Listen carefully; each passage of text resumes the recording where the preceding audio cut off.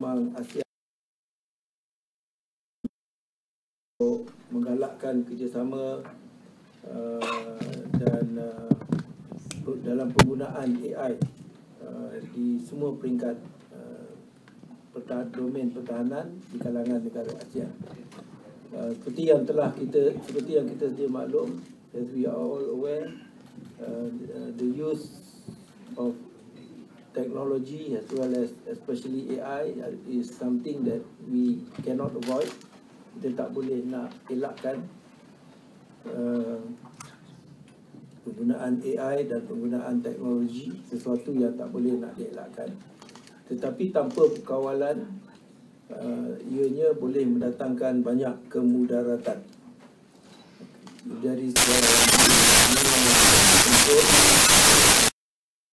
dan tidak ada soal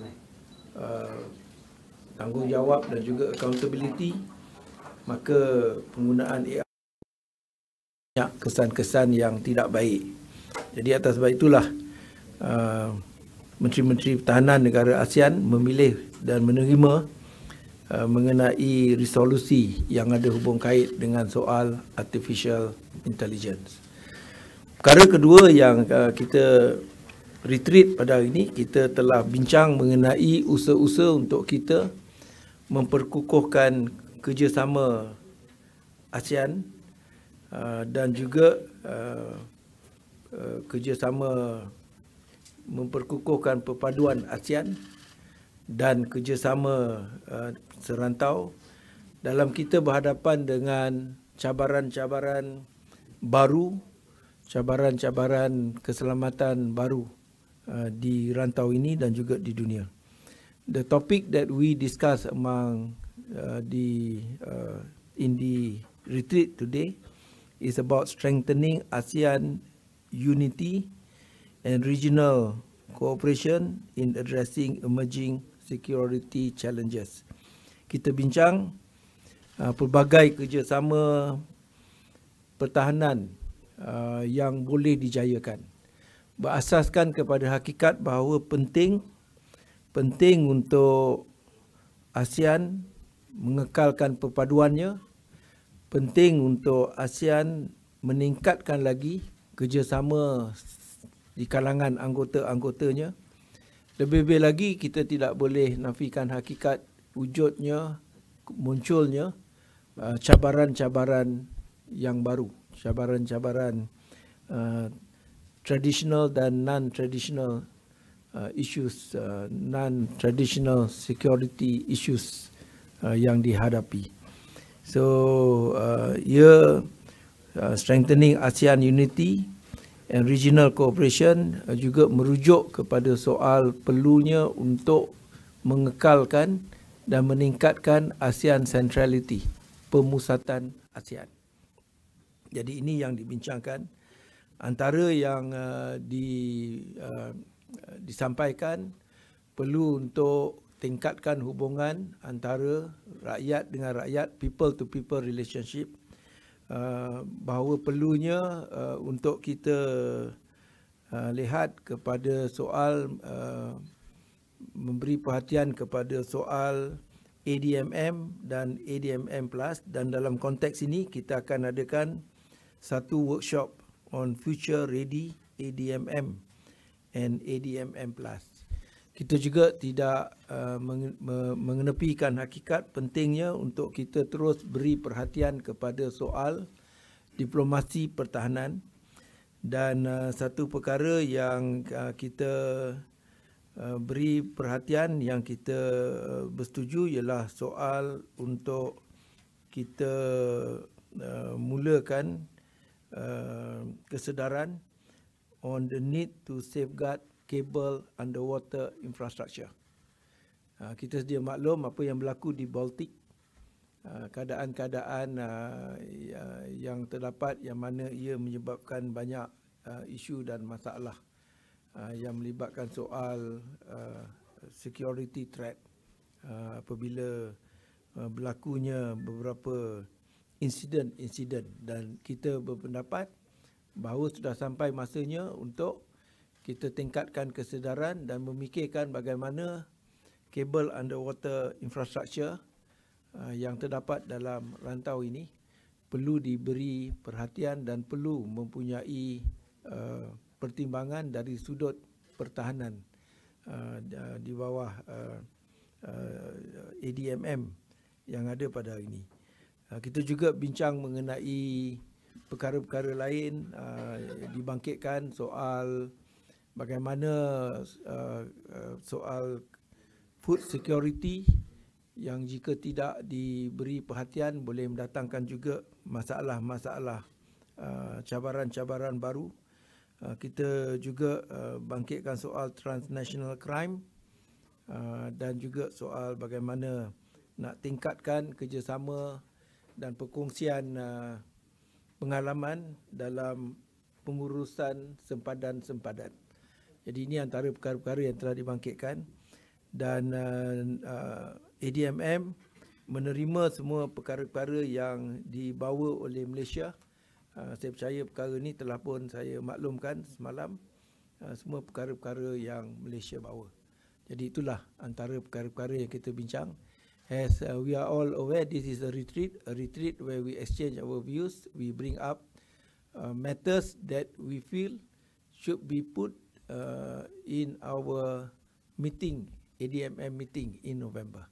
Jadi the retreat adalah untuk semua beri pandangan apa-apa saja perkara, dan daripada situ diambil untuk dijadikan sebagai asas kita bermesyuarat di dalam bulan November yang akan datang.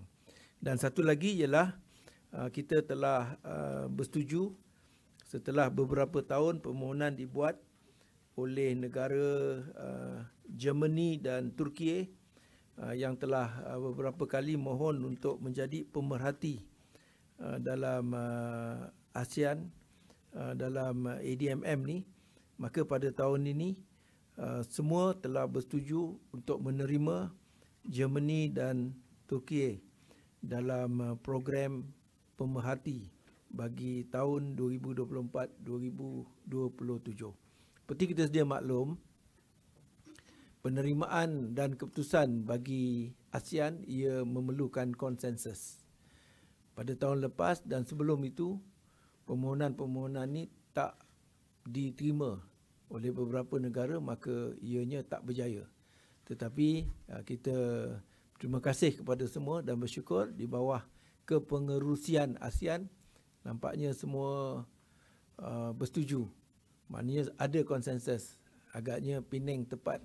Dia tengok cantik, agaknya nyaman, maka semua bersetuju untuk terima Germany dan juga Turki sebagai pemerhati kepada program observership ADMM.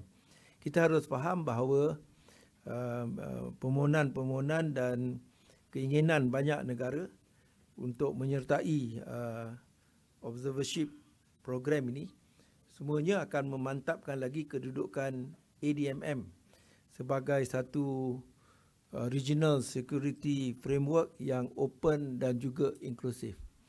Dan penyertaan-penyertaan mereka, negara-negara ini sebagai observer, maka pastinya akan menyumbang mereka punya perspektif, mereka punya pandangan, mereka punya expertise dalam hal-hal pertahanan dan juga dalam hal-hal keselamatan yang boleh menyumbang kepada keamanan dan kestabilan rantau ASEAN kita.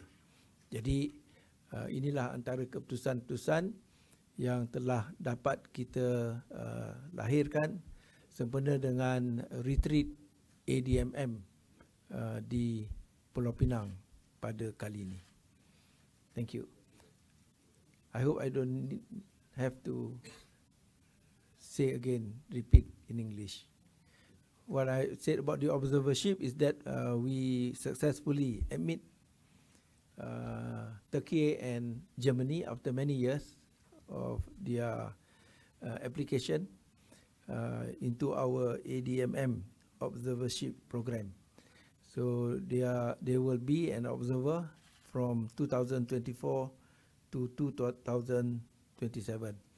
The application, their inclusion would reinforce ADMM's position as an open and inclusive regional security framework. So apart from this important decision, all the areas that was brought up by Malaysia is also part of the agreement by member state to be for deliberation in the coming ADMM meeting in November.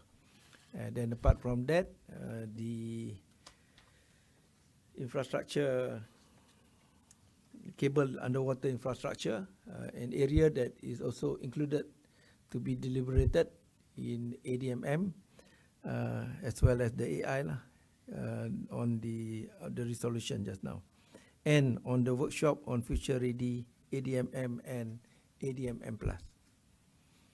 Okay. And others, it will be taken up by the working group, and from there they will bring it up. The points that I said just now. Norman here from Nikkei. I would like to ask, given you talked about the importance of collaboration, but also given the strategic importance of South China Sea, what joint measures were agreed upon to secure critical waterways, and just now you did touch about the undersea cable, and also to ensure freedom of navigation while preventing unnecessary tensions? Are we looking at more joint exercise more? And also the second question I'd like to ask as well is, given the ongoing situation of the conflict in Myanmar, on the defense ministers wise, what do you look at the role of ASEAN in addressing the security situation in Myanmar? What are the discussions in strengthening the regional mechanism to manage the crisis? I think Myanmar, the solution is not by way of military or through defense. It is diplomacy. And I believe this matter is one of the main focus of the ASEAN heads of government on how to resolve the issue of Myanmar. Okay, so this one we have to be very clear. That is why it is not, although it is very important, but we believe that we stand guided by what will be decided by our head of government in trying to resolve Myanmar. On the question of South China Sea, we know, that's why I said just now that we stress on the need to continuously engage in diplomacy, the defense diplomacy on how we address the South China Sea. And secondly, for ASEAN, we emphasize the need to uphold international law. Of course, we do have multilateral maritime cooperation that will continue. Okay, that will continue. But at the same time, we stress upon the need for every country, whether it is ASEAN member state or other than that, to always uphold international law as well as law of the sea and all those things. So we will see more military exercise by ASEAN members? There are already many military maritime exercise multilaterally between ASEAN countries as well as ASEAN countries and outside ASEAN countries. But bearing in mind that we want to ensure that there is no that there should not be escalation of conflict and that kind of thing. Okay. Yeah. That's true. We would like to talk about our maritime security, which you have raised in your welcoming speech. But can you share with us why was this issue one of the most prioritized in your welcoming speech? Is it due to the threat posed by Chinese ships which have been infiltrated into the seas and also into Malaysian waters as well? And second one is on biosecurity risk. Why do you think that this issue is pertinent? Is it due to the fact that US have withdrawn from WHO because they the one who were the primary donors to WHO, and they do a lot of research on the infectious disease and so on? Do you think that was the I think even if America withdraw or don't withdraw, I think biosecurity is something that we need to see, that we feel that it will be an emerging threat, especially when we see what happened to all of us during the COVID-19 pandemic. So we don't want for anything to occur and then only then we take action. We don't want to react. So okay, so that is why we anticipate, we think that this is something that we need to address. And on the maritime, many of the ASEAN countries, they are maritime nation, including Malaysia. Malaysia, we have 4 seas under our territory: Sulu Sea, Sulawesi Sea, South China Sea, Malacca Strait. And then there are overlapping claims, and then there are resources in all these seas. So that is why the issue of maritime security is very important also to many other ASEAN states. So it is, I think, something that we just cannot avoid looking at. Okay, thank you very much. How do you see the Timor-Leste participation in this? Huh? Huh? Timor-Leste participation in this?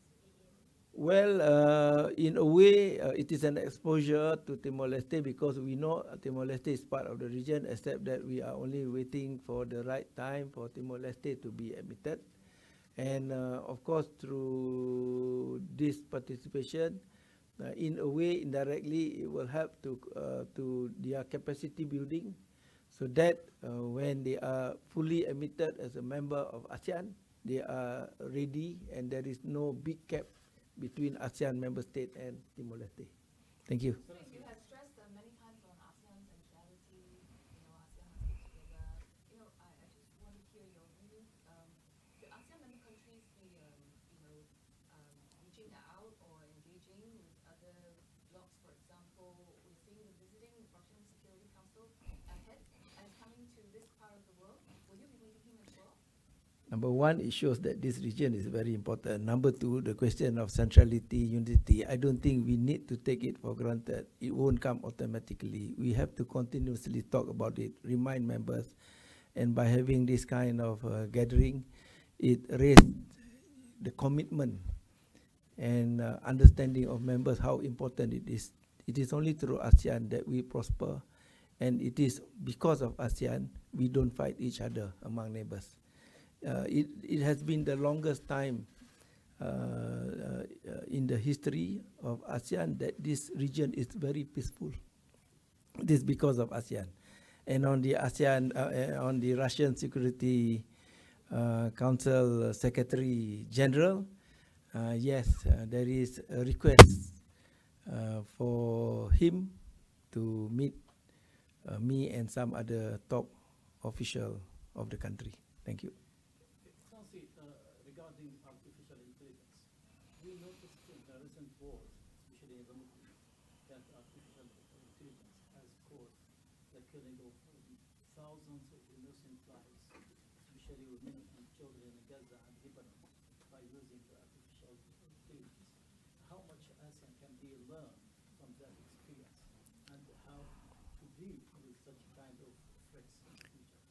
That is why we have this resolution and everybody agreed with the uncontrolled use of artificial intelligence will be harmful to humankind. Thank you very much. Okay,